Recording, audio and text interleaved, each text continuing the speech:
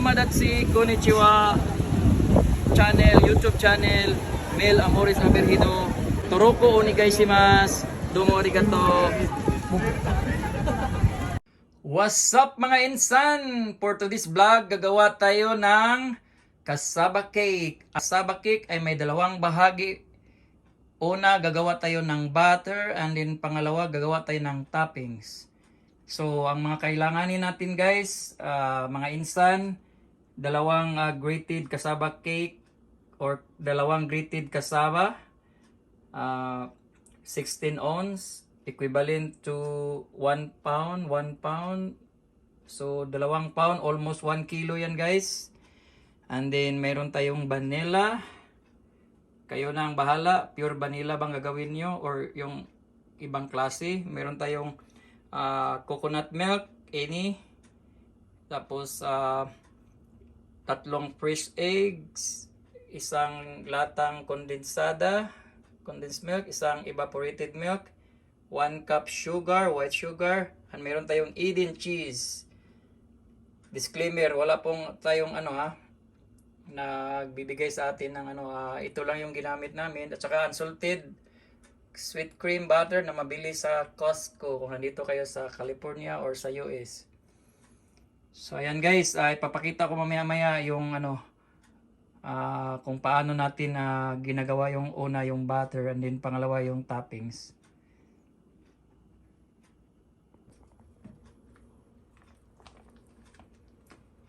So guys, sa paggawa ng butter, so maghanda kayo ng mixing bowl. Ayan.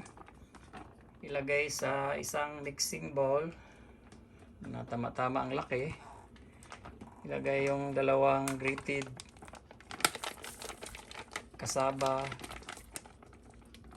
16 ounce. And then meron tayong melted butter, 1/4 cup. So ayan, isa-isahin natin yan mamaya guys. Yan.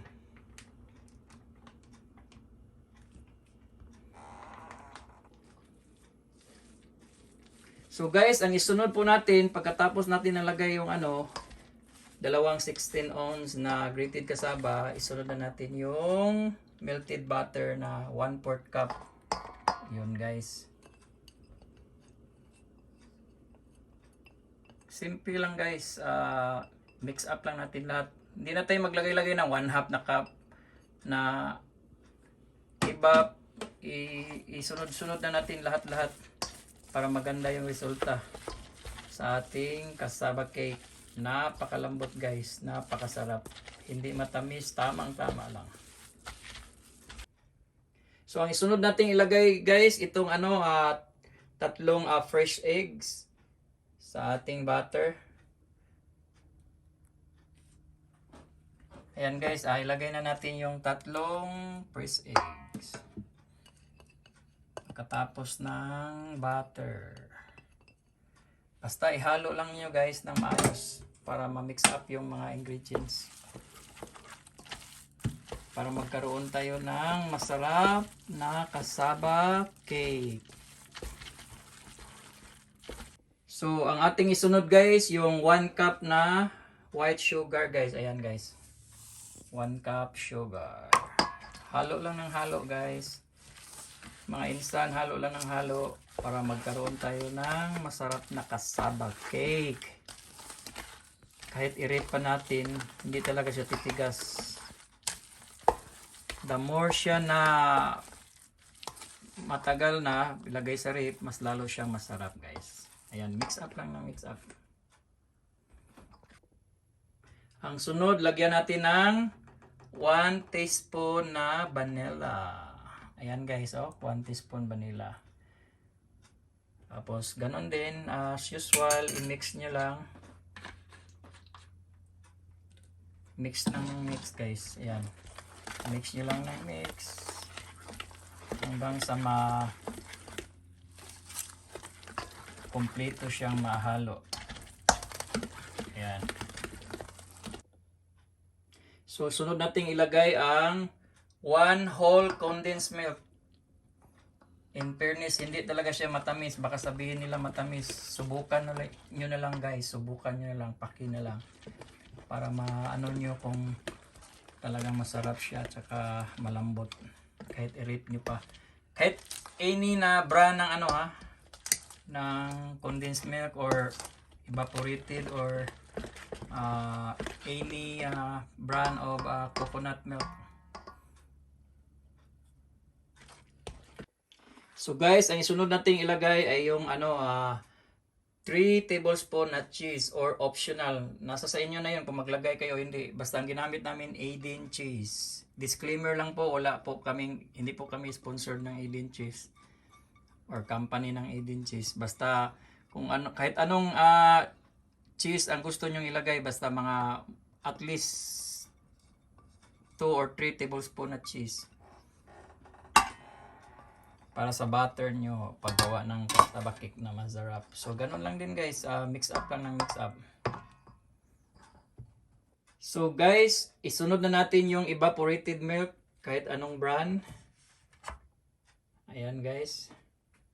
Ilagay ko na lang sa text sa screen ang lahat ng ingredients. So basta ibuhos nyo na lahat. Hindi na 1/2 or ibuhos nyo na ang isang maglagay lang tayo ng 1 can na evaporated milk. Yung ganyan kalaki guys. Ayan o. Ayan. 354 ml. So sunod guys, isunod na natin yung 1 can na coconut milk. Ayan guys, kahit anong brand guys ha. Basta ibuhos nyo lang. Pagkatapos, i-mix up lang ng maayos or mix it well para mahalo lahat yung ingredients. Ayan guys.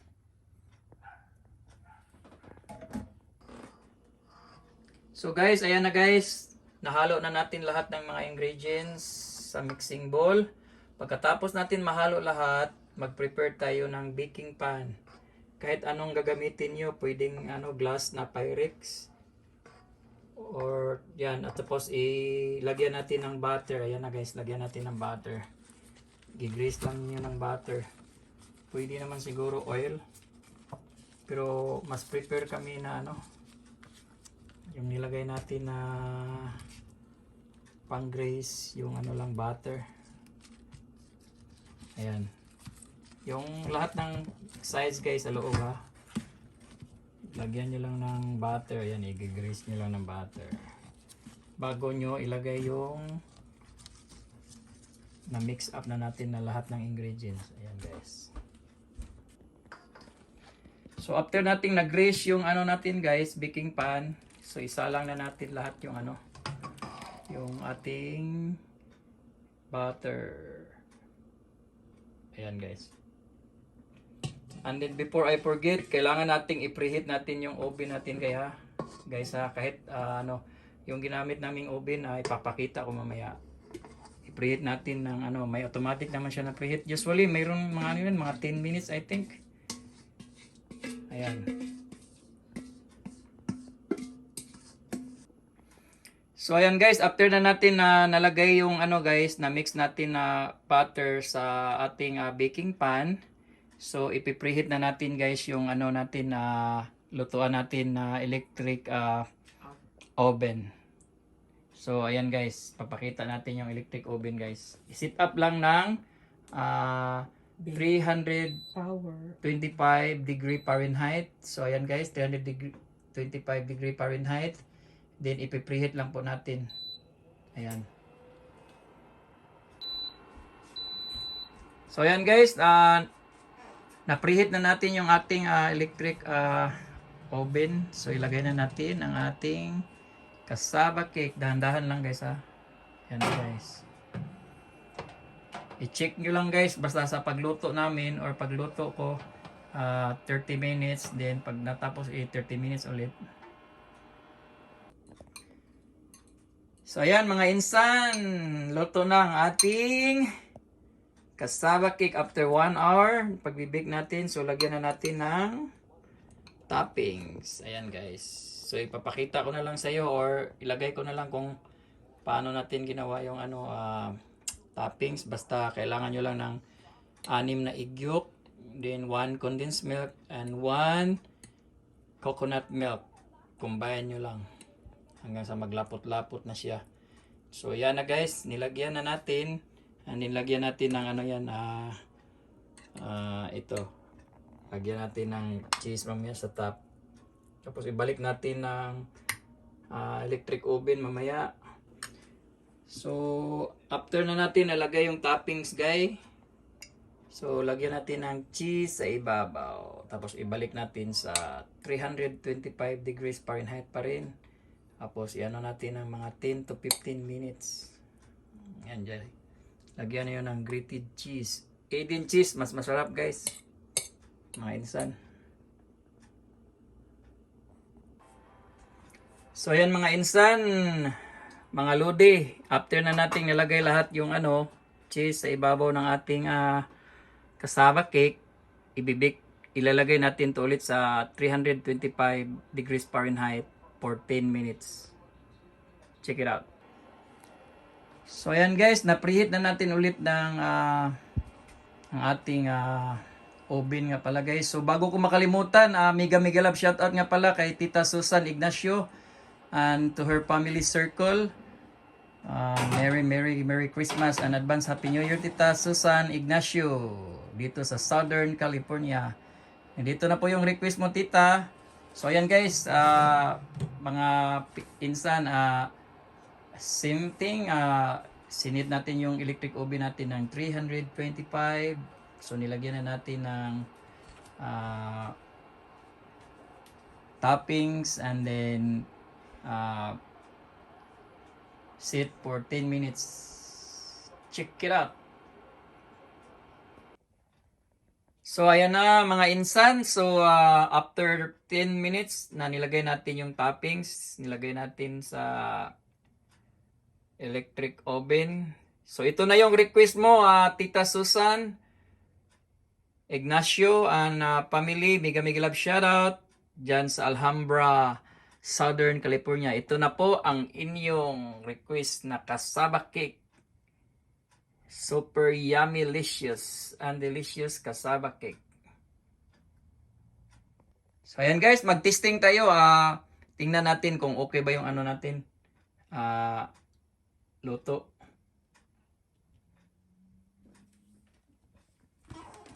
Kuha tayo ng ayan, isang slice guys. Tingnan natin kung okay ba. Ayan guys, ayan, napakalambot guys at saka napakasarap guys. Ayan na po guys ang ating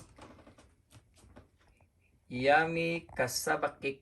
Super yummy, delicious, and delicious. I hope na nagustuhan nyo guys ang ating vlog ngayon sa pagluto ng cassava cake. Hanggang sa muli, enjoy, stay safe, and happy holidays to all, and God bless.